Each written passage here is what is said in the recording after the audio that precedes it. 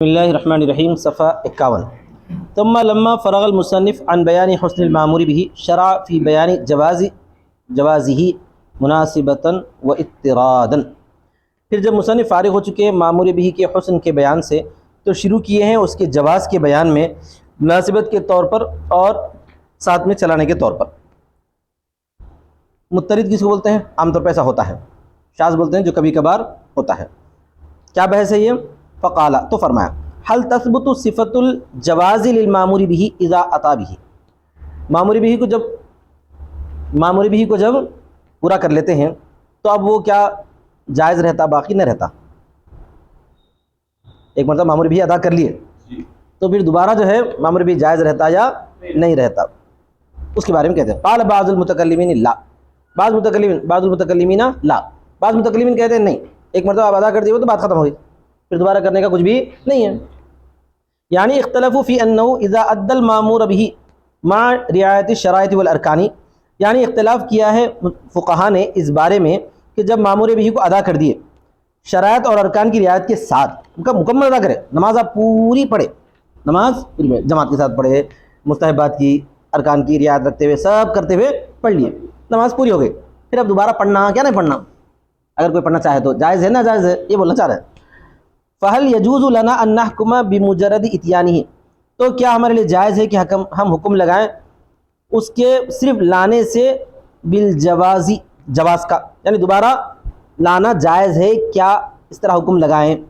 او نتوقف فیہ، یا ہم اس میں خاموش رہیں، یا ہم اس میں کیا رہیں؟ خاموش رہیں، حتی یظہر دلیل خارجی یدل علی طہارت الماء والشرائط، یہاں تک کہ ظاہر ہو جائے کوئی خارجی دلیل جو دلالت کرے پانی کی طہارت پر اور تمام شرائط پر۔ کیا مطلب یہ ہے کہ آپ مامور به جو ہے ادا کر دیے پورے شرائط اور ارکان کے ساتھ، تو اس کے بعد جو ہے ہم یہ حکم لگا سکتے ہیں کہ دوبارہ آپ کرنا چاہتے تو کر سکتے ہیں، یا جو ہے خالی انتظار کرتے رہیں، ہو سکتا ہے کہ مامور به بھی دوبارہ آ جائے۔ فقال بعض المتکلمین، تو بعض متکلمین نے کہا ہے لا نحکم به، ہم اس کا حکم نہیں لگائیں گے، ہم اس کا حکم نہیں لگائیں گے، ہو گیا بس خاموش ہو جائیں گے۔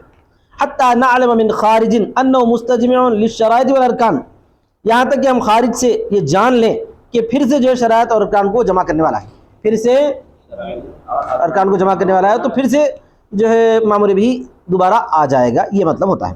الا ترى، کیا تم نے نہیں دیکھا، ان من افسد حجه بالجماع، کہ جس نے فاسد کر دیا اپنا حج جماع سے، وقوف سے پہلے فهو مامور بالاداء شرعا، تو وہ جو ہے شرعاً ادا کرنے پر مامور ہے، شرعاً ادا کرنے پر مامور ہے، بالمضی علی افعالہ، اپنے افعال کو گزارنے کے ساتھ، ما انہ لا یجوز المؤدى، باوجود ہے کہ وہ مؤدہ جائز نہیں ہے، اذا اداہ، جبکہ وہ اس کو ادا کر دیتا ہے، فیقضی من قابل، تو آئندہ سال کیا کرے گا؟ اس کی قضا کرے گا۔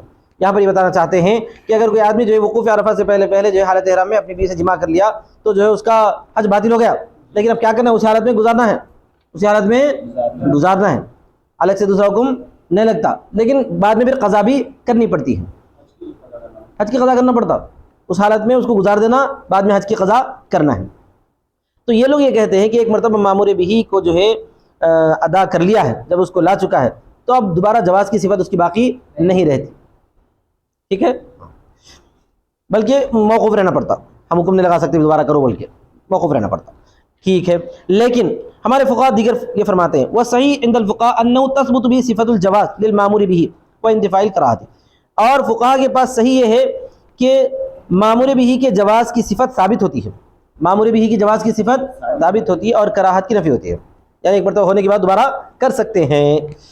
یعنی المذهب الصحیح عندنا انه تثبت بمجرد ایجاد الفعل صفت الجواز للمامور به، مذہب صحیح ہمارے پاس یہ ہے کہ ثابت ہو جاتا ہے وہ فعل کے صرف پائے جانے سے، انه تثبت بمجرد ایجاد الفعل، فعل کے مجرد ایجاد کرنے سے، فعل کے مجرد ایجاد کرنے، یعنی فعل کو لانے سے، مامور به کی جواز کی صفت، مامور به کی جواز، آپ مجرد فعل لا لیے ہیں، یعنی نماز کا حکم دیا، نماز ادا کر لیے، تو اس سے معلوم ہوتا ہے کہ نماز پڑھنا جائز ہے، اس سے معلوم ہوتا ہے کہ دوبارہ بھی اگر پڑھنا چاہے تو پڑھ سکتے، دوبارہ بھی پڑھنا چاہے تو پڑھ سکتے۔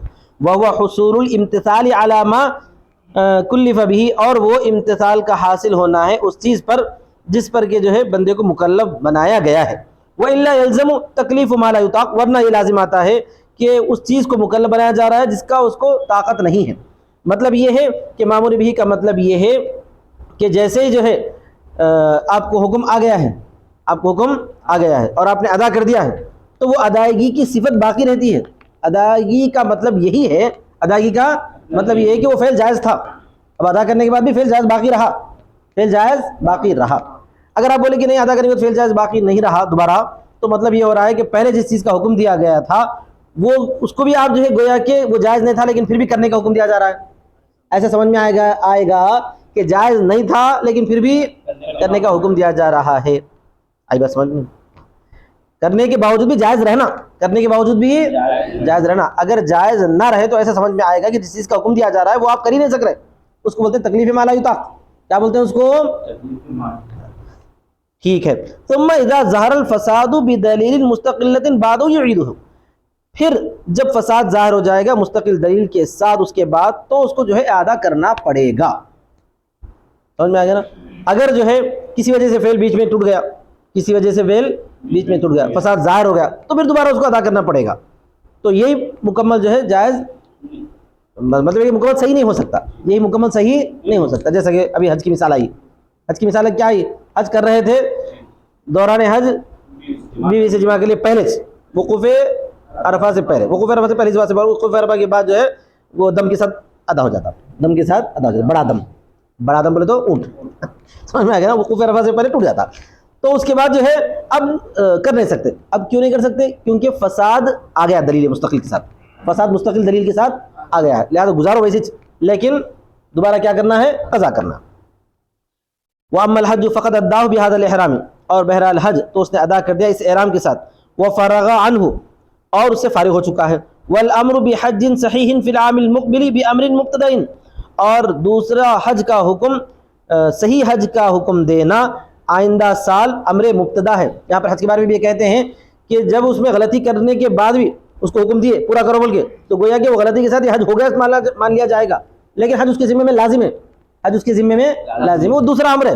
وہ کیا ہے؟ دوسرا امر ہے۔ اگر تم نے توڑ دیا اس واسطے کرو، اور چھوڑ کے جا نہیں سکتا، مگر چھوڑ کے جا نہیں سکتا۔ وعند ابی بکر رازی لا یثبت بمطلق الامر انتفاء الکراہۃ، ابو بکر رازی بھی کہتے ہیں نہیں ثابت ہوتا ہے مطلق امر سے کراہت کا نفی ہونا، مطلق امر سے کراہت کا نفی ثابت نہیں ہوتا۔ لأن عصر یومہ مامور بالاداء مع انہ مکروہ شرعا، اس لیے کہ آج کے دن کی عصر جو ہے ادا کرنے کے ساتھ مامور ہے، باوجود کہ وہ شرعاً مکروہ ہے۔ آج کے دن کی عصر کی نماز کیا ہے؟ ادا کرنے کا حکم دیا گیا، کرو ادا کرنا، لیکن ادا کرنے کے باوجود بھی کیا ہے؟ وہ مکروہ ہے۔ وقت سے پہلے سورج پیلا ہونے کے بعد کرے تو سورج پیلا ہونے کے بعد کرے تو کیا ہو جاتی ہے؟ وہ آج کے دن کی اثر مکروہ ہو جاتی ہے، لیکن اس کے باوجود بھی ادا ہو جاتی ہے۔ تو اسے بات ثابت کرتے ہیں انہوں کہ مطلق امر سے ثابت نہیں ہوتا ہے کراہت کا نفی ہونا، امر کے باوجود بھی کراہت رہتی ہے، امر کے باوجود بھی کراہت رہتی ہے، انہیں بتانا چاہتے ہیں۔ اب آگے دیکھیے، والطواف محدث مامور به مع انه مکروہ شرعا، حالت حدث میں طواف کرنا، حالت حدث میں طواف کرنا مکروہ ہے، لیکن اگر کوئی آدمی طواف کرتے کرتے حدث ہو گیا، اب انہیں آگے جا کے وضو کر کے آنا، اس کو ہاتھ نہیں ہو رہا، اس وضو کر کے آنا ہاتھ نہیں ہو رہا، تو حکم کیا دیا گیا ہے؟ کر لو، مکروہ ہے لیکن اس کے باوجود بھی جو ہے کرنے کا حکم دیا گیا ہے۔ ایسا تو کیا ثابت ہوا؟ کسی چیز کا جو ہے حکم دیا جانا یہ کراہت کی نفی نہیں ہے، اس کے باوجود بھی کراہت ہو سکتی ہے، یہ سب احناف کی بات سے۔ قلنا ذالک الکراہۃ لیس فی نفس المامور بہ، لیکن ابو حنیفہ رحمۃ اللہ علیہ فرماتے ہیں ابو بکر رازی کے قول کو رد کرتے ہوئے کہ یہ جو ہے نہیں ہے نفس مامور بھی، یہ کراہت نفس مامور بھی نہیں ہے بلکہ معنی خارجی کی وجہ سے، لیکن عام احناف کا قول یہی ہے کہ کسی چیز کا حکم دینا کراہت کی نفی ہے، کسی چیز کا حکم دینا کیا ہے؟ کراہت کی نفی ہے۔ حکم آیا ہے کہ مطلب یہ ہے کہ اس کے اندر کراہت نہیں رہتی ہے، پھر ان میں جو ہے حکم آنے کے باوجود بھی کراہت کے باوجود بھی حکم آ رہا ہے نا، تو یہ کراہت جو ہے کسی عارض کی وجہ سے آ رہی ہے۔ کیا بولیں گے؟ وہ التشبیہ بعبادۃ الشمس، اور وہ سورج کے عبادت گزاروں کی تشبیہ ہے، یعنی عصر کی نماز سورج کا پیلا پڑنے کے بعد، یعنی سورج کی بالکل سختی ختم ہو جانے کے بعد غروب سے تھوڑی دیر پہلے عصر کی نماز پڑھنے کا حکم تو ہے لیکن مکروہ ہے۔ کیوں؟ وہ مکروہ خارج کی وجہ سے آئی ہے کہ سورج کی عبادت گزاروں کی وجہ سے آئی ہوئی، ان کی مشابہت کی وجہ سے۔ کیونکہ وہ لوگ جو ہے اس وقت عبادت کرتے ہیں، اس وقت ٹھیک ہے وقت بھی کرتے ہیں سورۃ دادا بول کے. وَكَوْنُ الطَّائِفِ مُحْدِثًا وَهَذَا غَيْرُ مُدِرٍ، اور طواف کرنے والے کا حالت حدث میں ہونا، طواف کرنے والے کا حالت حدث میں ہونا یہ بھی غیر ہے، یہ بھی کیا ہے خارج کی وجہ سے اس کے اندر جو ہے کراہت آئی ہے. اس کراہت کی وجہ سے اصل امر کا حکم جو ہے مکروہ حالت میں دیا گیا نہیں بولا جاتا، اصل حکم تو دیا گیا ہے صفائی کے ساتھ، لیکن وہ کراہت آ رہی ہے کس کی وجہ سے؟ عارض کی وجہ سے. لہٰذا یہ کہنا کہ کسی چیز کے حکم دینے کی وجہ سے کراہت نہ باقی رہے گی ایسی بات نہیں، کراہت باقی رہے گی، حکم کے باوجود بھی کراہت باقی رہے گی جو بولتے ہیں ایسی بات نہیں ہے، بلکہ حکم کے بعد کراہت نہیں رہتی ہے، حکم کے بعد آگے دیکھیں ٹھیک ہے. وَإِذَا عَدِمَتْ صِفَةُ الْوُجُوبِ لِلْمَأْمُورِ بِهِ لَا تَبْقَى صِفَةُ الْجَوَازِ. اوپر بات آئی تھی کہ جواز کی صفت کیا باقی رہے گی مامور بھی کی پورا کرنے کے بعد، تو وہ بحث چلی. اب یہاں بول رہے ہیں کہ وجوب کی صفت اگر مامور بھی کے لیے نہ ہو تو جواز کی صفت باقی نہیں رہے گی. وجوب کی صفت اگر مامور بھی کے لیے نہ ہو باقی نہیں رہے گی. جیسے ایک حائضہ خاتون ہے، حالت حیض میں ہے، تو نماز اس پر فرض ہے کیا؟ نہیں ہے، تو پڑھ بھی نہیں سکتی. سمجھ آئے نا؟ جب وجوب باقی نہیں ہے تو جواز بھی باقی نہیں ہے. بولیے بس. خلاف الشافعی، امام شافعی رحمۃ اللہ علیہ اس کا اختلاف کرتے ہیں. هذا بحث آخر متعلق بما مر، یہ دوسری بحث ہے جو اس سے پہلے کے اس سے متعلق ہے. من ان موجب الامر والوجوب، یعنی یہ کہ موجب امر وجوب ہے، موجب امر وجوب ہے، یعنی انه اذا نسخ الوجوب الثابت بالامر فهل تبقي صفه الجواز، یعنی جب وجوب منسوخ ہوا ہے جو امر سے ثابت تھا تو کیا جواز کی صفت باقی رہے گی؟ الذي في ضمنی، جو اس کے ضمن میں ہے، ام لا، یا باقی نہیں رہے گی. یعنی کوئی چیز پہلے واجب تھی، بعد میں اس کو وجوب ختم کر دیا گیا، تو اب جواز باقی رہتا کہ نہیں رہتا؟ یہ بہت آسان ہے سمجھنے کے لیے. بولو. جب جو ہے کوئی چیز واجب تھی، بعد میں اللہ تعالیٰ نے اس کے وجوب کو ساقط کر دیا، ارے وجوب تو ختم ہو گیا لیکن جواز تو باقی ہے، سمجھنا ہے کیا؟ نہیں ہے. فقال الشافعی، امام شافعی رحمۃ اللہ علیہ فرماتے تبقی صفت الجوازی، جواز کی صفت باقی رہے گی. استدلالا بصوم عاشورہ، صوم عاشورہ پہ استدلال کرتے ہوئے. وہ بولتے ہیں کہ صوم عاشورہ پہلے فرض تھا، صوم عاشورہ پہلے فرض تھا، فرضیت ختم ہو گئی تو جائز ہے نہیں ہے؟ جائز. لہذا اس سے معلوم ہوتا ہے کہ کسی چیز کی فرضیت ختم ہونے کے بعد جواز تو باقی رہتا ہے، جواز باقی رہتا ہے. ہاں. فإنه قد كان فرضا، انہوں کہتے ہیں کہ وہ بے شک وہ فرض تھا، ثم نسخت فرضیت ہو، پھر اس کی فرضیت منسوخ ہو گئی، وہ باقی استحباب ہو، اس کا استحباب باقی رہا. الان اب اس کا استحباب باقی ہے. بہت اچھی دلیل ہے ان کے پاس. ہماری دلیل حائزہ ہے، ہماری دلیل کیا ہے؟ وعندنا لا تبقی، ہمارے پاس نہیں باقی رہتی جواز کی صفت الثابت فی ضمن الوجوب، جو وجوب کے ضمن میں ثابت ہوئی تھی. کما ان قطع الاعضاء الخاطیتی کان واجبا علی بنی اسرائیل، جیسا کہ جو ہے غلطی کرنے والے اعضاء کا کاٹ دینا، غلطی کرنے والے اعضاء کا کاٹ دینا. انگلی سے اگر کوئی غلطی کرے انگلی کو کاٹ دو. سمجھ میں آیا نا صاحب؟ زبان سے غلطی کرے تو احتشام. سمجھ میں آیا؟ کس کے پاس تھا یہ؟ بنی اسرائیل کے پاس تھا. سمجھ گیا نا؟ شرک کرے تو گردن کاٹ ڈالو، کوئی تھا اس کے بغیر توبہ نہیں ہوتی تھی. سمجھ گئے؟ تو جیسا کہ غلطی کرنے والے اعضاء کا کاٹنا واجب تھا بنی اسرائیل کے اوپر. وقد نسخ منا فرضیت، اور ہم سے اس کی فرضیت کیا ہو گئی؟ منسوخ ہو گئی. آپ بولیں گے فرضیت منسوخ ہو گئی، جواز باقی ہے، لاؤ کاٹیں گے، ہے کیا ایسا؟ وہاں کا قیاس، اسی طرح قیاس کا مسئلہ ہے، اسی طرح قیاس کا. لیکن اب صوم عاشورہ کی جو مثال دی ہے نا، تو ہم اس کا جواب یہ دیتے ہیں کہ بھائی صوم عاشورہ کی فرضیت منسوخ ہو گئی، بات ختم ہو گئی. پھر صوم عاشورہ کا جواز الگ حدیث سے ثابت ہے کہ آپ نے فرمایا کہ میں بنی اسرائیل سے زیادہ جو ہے موسیٰ علیہ السلام کے قریب ہوں. سمجھ میں آیا نا؟ بنی اسرائیل جتنے قریب ہوں اس سے زیادہ میں قریب ہوں، لہٰذا جو ہے میں موسیٰ علیہ السلام کے احترام میں روزہ رکھوں گا، ان کی اتباع کرتے ہوئے، ان کی اتباع کرتے ہوئے. تو اس وجہ سے استحباب آیا ہے. فرضیت ختم ہونے کی وجہ سے استحباب باقی نہیں بچا. آئی بات سمجھ میں؟ استحباب آیا ہے الگ نص کی وجہ سے. کیا بولتے اس کو؟ بہرحال صوم عاشورہ تو اس کا جواز ثابت ہے. اب بنص آخر، دوسری نص سے، لا بذالک النص الموجب للادا، نہ اس نص سے جو ادائیگی کو واجب کرنے والا ہے. آپ بولیں گے دونوں میں کیا فرق ہے، کیوں لڑ رہے ہیں آپ لوگ؟ وقیل فائدۃ الخلاف بیننا وبینہ یظہر فی قول علیہ السلام من حلف علی یمین فرآ غیرہا خیرا منہا فليكفر يمينه ثم ليأتي بالذي هو خير فإنه يدل على وجوب تقديم الكفارة على الحنث وقد نسخ وجوب تقديمها بالإجماع ولكن بقي جوازه عنده ولم يبقى عندنا اصلا. ہمارا اور ان کا اختلاف جو اس وقت ثابت ہوتا ہے، اختلاف کا فرق اس وقت سمجھ میں آتا ہے جس میں نبی صلی اللہ علیہ وسلم کی ایک حدیث ہے. نبی صلی اللہ علیہ وسلم نے ارشاد فرمایا جس آدمی نے قسم کھائی، یہ ہے دیکھو ثمرہ اختلاف کہاں ظاہر ہوتا ہے ہمارا اور شافعی کے درمیان کا. جس آدمی نے قسم کھائی علی یمین، اگر ہم حیض کی مثال دیتے ہیں کیا بولتے ہیں معلوم ہے؟ حائضہ کو نماز کے قریب نہیں آنا ہے اس وجہ سے روکا گیا بولتے ہیں. اس وقت کیا بولتے ہیں انہوں؟ قریب نہیں آنا ہے ایسا بولتے ہیں انہوں. تو ہم بھی ایک ہی بات بولتے ہیں انہوں بھی ایک ہی بات بولتے ہیں. اگر اختلاف کان نکل کے آتا سامنے تو اس حدیث میں نکل کے آتا. حدیث ہے دیکھیے، جس آدمی نے کوئی یمین پر قسم کھایا، حلف علی یمین یعنی کوئی قسم کھا لیا میں یہ کام نہیں کروں گا بولتے، میں یہ کام نہیں کروں گا.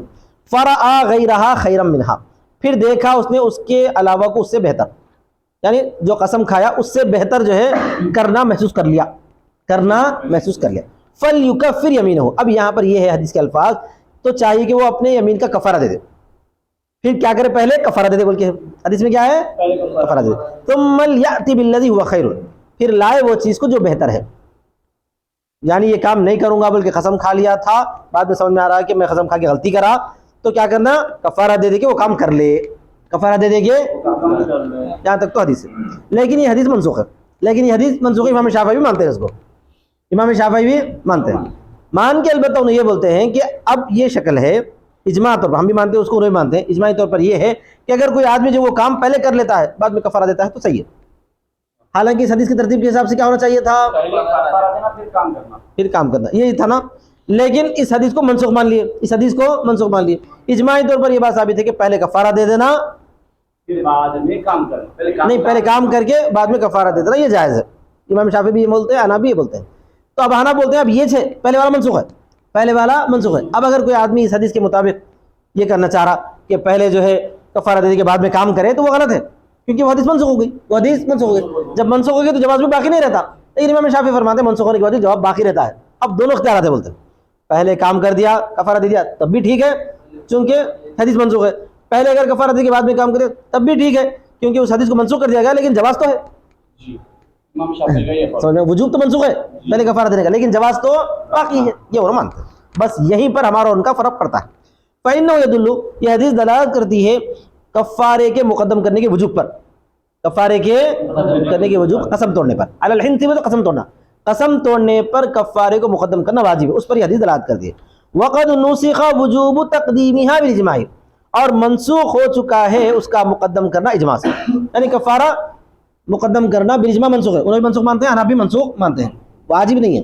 البتہ لیکن ولیکن بقی جواز عنده، لیکن اس کا جواز باقی ان کے پاس، امام شافعی کے پاس جواز باقی ہے. ولم يبقى عندنا اصلا، اور ہمارے پاس بالکل بھی باقی نہیں ہے. سمجھ آئے نا؟ کیونکہ جب فرضیت منسوخ تو جواز بھی منسوخ، ان کے پاس جو ہے فرضیت کے منسوخ ہونے کے باوجود جواز باقی رہتا ہے. وآخر دعوانا الحمدللہ رب العالمین.